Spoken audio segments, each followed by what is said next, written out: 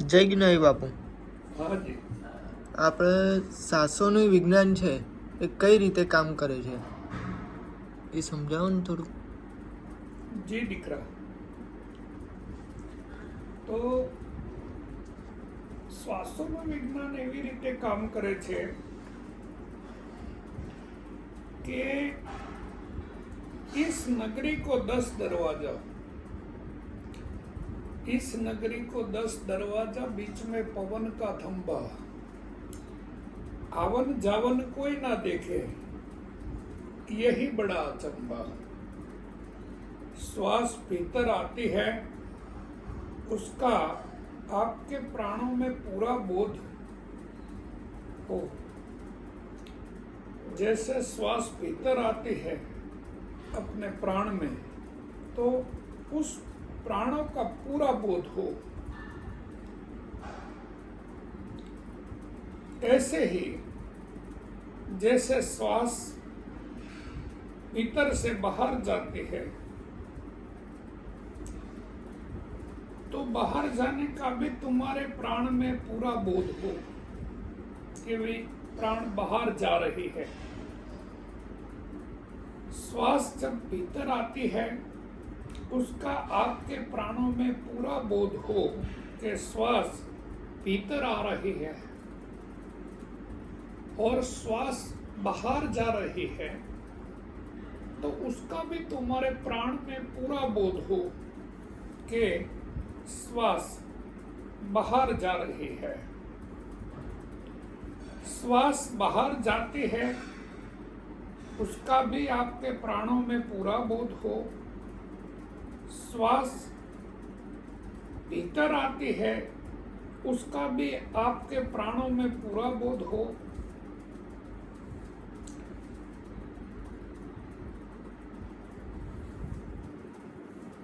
श्वास आपको भीतर जाते हुए और बाहर जाते हुए, भीतर आते हुए और बाहर जाते हुए देख सको, तो यह आज तक की जो खोजें हुई है, उन सब खोजों में से बेहतरीन खोज है।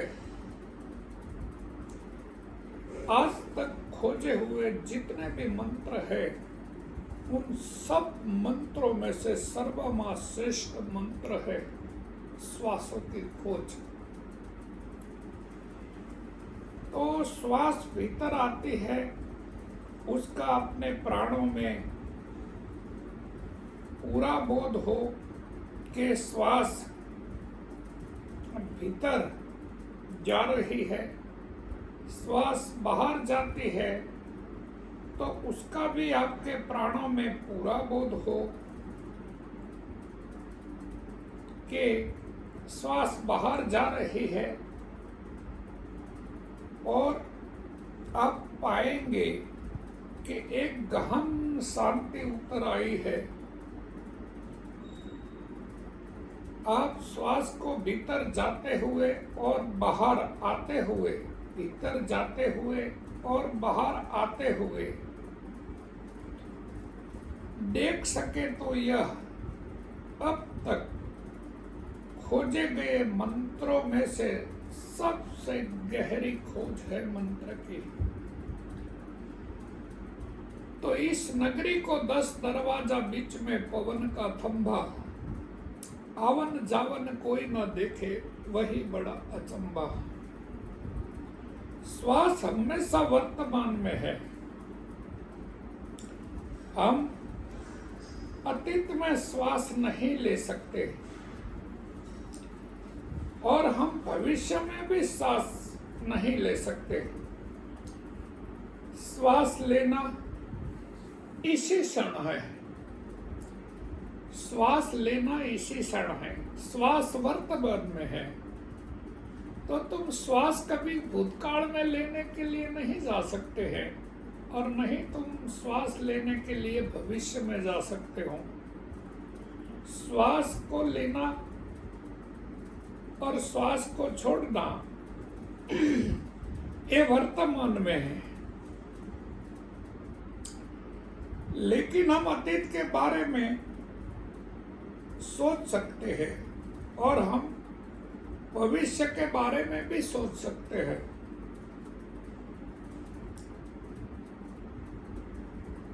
लेकिन मन अतीत और भविष्य के बीच झूलता रहता है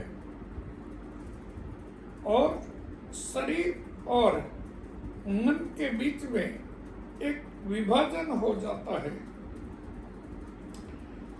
शरीर और मन कभी वर्तमान में नहीं होते हैं। शरीर वर्तमान में होता है तो मन चला जाता है। तो ये जो शरीर वर्तमान में रहता है और मन कभी कभी वर्तमान में नहीं रहता और वो कभी कभी मिलता नहीं एक दूसरे से, वे कभी एक दूसरे से आमने सामने नहीं आते। शरीर वर्तमान में रहता है तो मन भविष्य में चला जाता है या भूतकाल में चला जाता है। शरीर और मन दोनों एक जगह पे रहते हैं तो उसको बोलते हैं ध्यान। ध्यान का मतलब क्या होता है? ध्यान का मतलब होता है सुमिरन की शुद्धि यूं करो जैसे गागर पनिहार, हाले डोले सुरती में कहे कबीर विचार। कि सुमिरन जो है इसकी शुद्धि यूं करो जैसे अपने गामड़ा में छोटी छोटी लड़कियां पानी भरने के लिए जाती है तो अपने पहले तो कोई नल बल था नहीं, पहले तो कुआं था और कुएं में जो सहेलियां पानी भरने के लिए जाती है तो अपने माथे पे एक हेल रखती है। हेल का मतलब होता है वो जो अपने सीने पे मटकी रखती है और वो जो मटकी है वो अपने सीने पे रख के वो जब चलती है तो वो मटकी को पकड़ती नहीं है, वो मटकी को पकड़ती नहीं है, चलती तो है मगर मटकी को नहीं पकड़ती है, वो थे रख के चलती है। तो वो आती है जाती है मगर अपनी जो सुरता है वो गगरी में रखती है तो गगरी नीचे नहीं गिर जाती है। एक शादी करके आती है, एक शादी के बिना ही आती है, दोनों आमने सामने इकट्ठी हो जाती है तो वो कई घंटों तक एक ही जगह पे घूमती फिरती रहती है, हाथ तालियां लेती रहती है मगर जो अपने सीने पे हेल है वो अपने सुरता से ही थीर रखती है ना। तो सुमिरन की शुद्धि यूं करो जैसे गागर पनिहार, हाले डोले सुरती में कहे कबीर विचार। तो ये जो बातें हैं ये सुमिरन की है, तुम सुमिरन करो, ऐसी बात है।